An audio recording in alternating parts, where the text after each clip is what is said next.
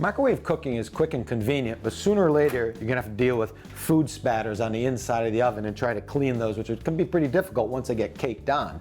But every microwave oven is a self-cleaning oven if you know this simple solution. Start with a bowl of water, maybe about maybe a cup or so of water, and add equal amount of white vinegar. The vinegar will help really cut through that caked on mess. And then toss in a toothpick or a similar item to float on the surface. That'll break the surface tension, so when you move the bowl later, the water won't spatter out. Close it and set it for at least 4 minutes or so. Okay, it's been 4 minutes. Carefully lift out the bowl. Make sure you're wearing gloves. Then use a scouring sponge to dip into the water.